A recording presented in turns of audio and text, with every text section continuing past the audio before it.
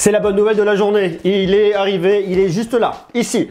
Je ne l'ai pas ouvert, je voulais vraiment le faire avec vous. C'est l'iPhone SE, l'iPhone SE 2020, l'iPhone SE 2, la nouvelle version. Je vous l'ai présenté l'autre jour et vous avez été extrêmement nombreux, extrêmement nombreuses à regarder cette vidéo. Donc merci à vous déjà. Aujourd'hui, on va l'ouvrir, on va l'unboxer. C'est la première prise en main. Je voulais vraiment le faire avec vous parce que cet iPhone SE est très particulier. Il reprend le corps de l'iPhone 8, l'ancien design d'Apple. Ici, j'ai l'iPhone 11 Pro Max. Les designs des iPhones tendent à évoluer. On a toujours cette grande encoche là, en tout cas en 2019. En 2020, a priori, elle devrait réduire un petit peu. Ça, on en parlera prochainement, donc je vous invite dès maintenant à vous abonner si ce n'est pas déjà le cas. Et je voulais vraiment voir ce à quoi allait ressembler cet iPhone SE une fois qu'on l'avait en main, même si je connais l'iPhone 8. Eh bien, c'est intéressant de pouvoir voir sur un produit de 2020 ce que ça donne et surtout comment je le ressens une fois que je l'ai dans les mains par rapport à celui-là. Dans quelques jours, il y aura le test, donc je vous invite déjà à vous abonner si ce n'est pas déjà le cas. Mais avant toute chose, et comme je vous l'ai dit, pendant toute la période de confinement, je vous ai demandé de m'envoyer vos vidéos, savoir comment ça se passait chez vous. Et on va donc se faire la vidéo du jour. Bonjour Monsieur Gras, j'espère que ça se passe bien cette période de confinement. Et donc moi je suis en Belgique, je suis confiné depuis 5 semaines et ça se passe bien. J'essaye de m'occuper comme je peux chez moi. Et voilà quoi, et restez chez vous et continuez à sauver des vies. Ciao, c'était Henri. Et je laisse Monsieur Gras sur ce merveilleux produit. Merci à toi pour cette vidéo. On va donc passer tout de suite à l'ouverture et à l'unboxing de l'iPhone SE de 2020. Voilà le carton. Toute première chose, ouvrir. J'aime toujours les emballages, c'est toujours extrêmement pratique. On peut le sortir très facilement. On le voit directement, hein. C'est drôle de retrouver ce design là chez Apple. Et surtout ce que j'aime bien, c'est l'expérience de unboxing est toujours extrêmement bien pensée chez Apple. C'est un vrai effeuillage.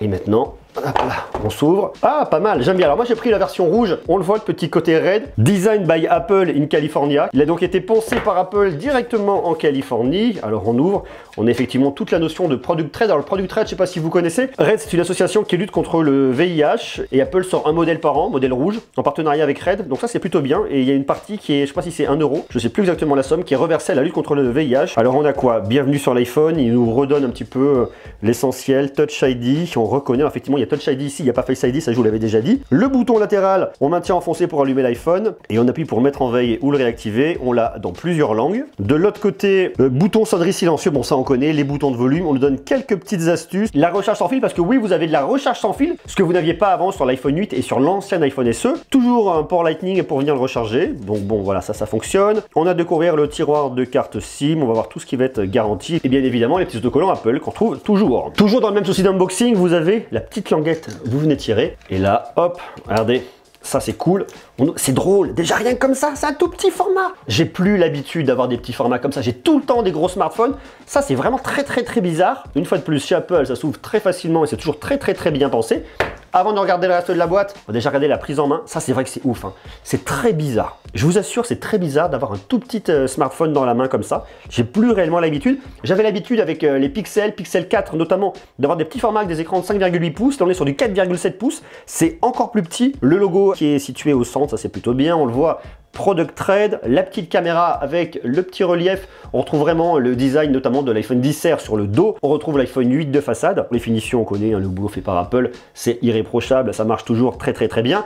On va se regarder ça dans quelques instants par rapport à la taille et par rapport au format. Le restant dans la boîte, j'imagine, somme toute assez classique. Des petits écouteurs filaires qu'on va pouvoir venir brancher sur le port Lightning. Ici, on parle bien de Lightning parce que ici, il n'y a absolument plus du tout de prise jack. On a ensuite à l'intérieur, effectivement, bien le bloc de charge. Ici, pas de recharge rapide, c'est vraiment très standard. Son câble Lightning USB, bon bah vous voyez là-dessus rien de bien dingo, on reste dans les basiques mais ça fonctionne. Regardez là, c'est extrêmement intéressant. Là j'ai le nouvel iPhone SE, là j'ai le Pixel 4 de Google qui est un des plus petits formats qu'on puisse retrouver en ce moment. C'est un écran de 5,8 pouces et vous avez bien évidemment à côté l'iPhone 11 Pro Max qui est un des plus grands smartphones en ce moment. Il y en a plein d'autres mais celui-là est quand même extrêmement grand, puis il est fabriqué par Apple. Je vais vous montrer la différence et c'est vraiment là-dessus qu'on se rend compte que le nouvel iPhone SE est vraiment tout petit. Voilà l'iPhone SE.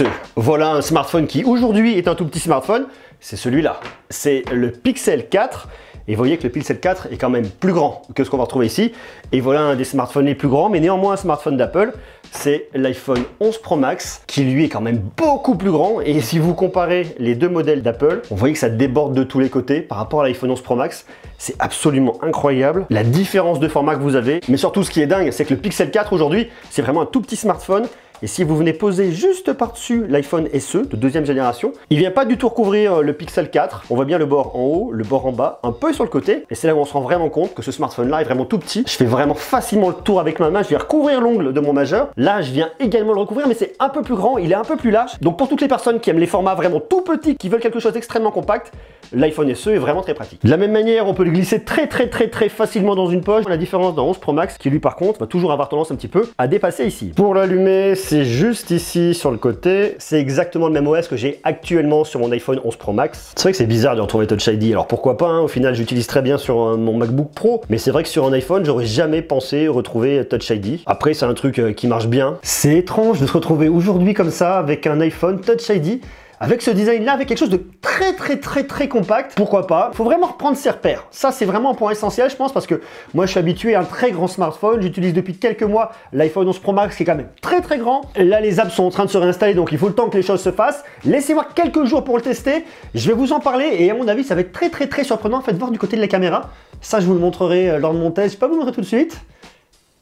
Et ça, c'est intéressant. Je suis plus du tout habitué à avoir un Touch ID comme ça. C'est très bizarre de se retrouver également avec ce design là aujourd'hui. Bon, pourquoi pas. Faut le temps de s'y refaire. En tout cas, ce qui est sûr, c'est que même si le design date un petit peu, même si c'est pas le dernier design d'Apple, même si on n'est pas sur des grands écrans bord à bord avec des petites bulles, des petites encoches, des caméras pop-up ou ce que vous voulez, en tout cas ici, ce qu'on vient chercher, c'est pas ça. Ce smartphone s'adresse vraiment à toutes les personnes qui veulent un smartphone compact, léger, avec un format qui n'existe plus aujourd'hui en 2020, mais par contre avec quelque chose d'extrêmement actuel en termes de performance, avec la puce A13 Bionic qui marche vraiment bien. Je vais vous donner mon retour d'ici quelques jours pour vous dire vraiment quelle expérience j'ai avec ce smartphone. En tout cas, moi je trouve ça plutôt intéressant. Si vous n'aimez pas ce smartphone, c'est que vous n'êtes probablement pas dans la cible. C'est que vous ne recherchez pas un smartphone avec un écran de 4,7 pouces. C'est que vous ne cherchez pas quelque chose d'extrêmement fin. C'est que vous êtes peut-être technophile, peut-être que vous aimez les plus grands écrans, peut-être que vous voulez des grands écrans pour le multimédia. Pour moi, c'est pas ce qu'on va chercher là-dessus. Ce qu'on va chercher là-dessus, c'est vraiment quelque chose de très compact, qui sera efficace, mais qui ne va pas vous apporter l'expérience multimédia la plus dingue, puisque vous restez quand même sur des formats d'écran qui sont tout petits. Mais c'est vraiment intéressant qu'Apple revienne là-dessus sur un petit format 4,7 pouces. Je me verrais pas, moi, utiliser un écran de 4,7 pouces, mais sur un deuxième smartphone ou un smartphone professionnel, eh bien écoutez, pourquoi pas. Et je le dis, et je le redis une fois de plus, parce que ça c'est extrêmement important pour comprendre pourquoi est-ce qu'Apple a fait ça et comprendre vraiment la stratégie d'Apple. C'est que ce smartphone-là s'adresse vraiment aux personnes qui cherchent un smartphone tout petit, compact, mais qui ne va pas lésiner sur la puissance et qui ne va pas lésiner sur, je pense, la photo, puisqu'avec une seule caméra, avec un capteur de 12 mégapixels, je pense qu'Apple vont quand même vraiment nous sortir le grand jeu de ce côté-là. Ça, je vous le dis dans quelques jours, je vous invite donc dès maintenant à vous abonner si ce n'est pas déjà le cas. Vous pouvez marquer tout ce que vous voulez en bas, questions, interrogations, suggestions. Sur ce, je vous donne rendez-vous très rapidement pour vous donner mon résultat complet sur le test de ce smartphone-là. D'ici là, portez-vous bien et je vous envoie beaucoup d'amour. À bientôt. Ciao, ciao. Dance with me.